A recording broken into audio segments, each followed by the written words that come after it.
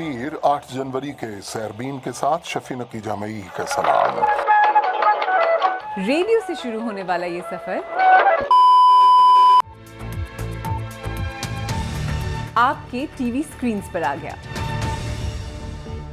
BBC Urdu के programme सैरबीन में खुशामदीद। हमारे लंदन स्टूडियो से मैं हूं आलिया नाज़री और अब ये डिजिटल होने लगा है।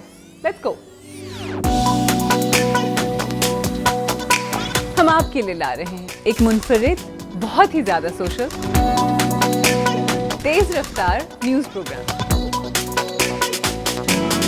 जिसमें शामिल होगी आपकी आवाज।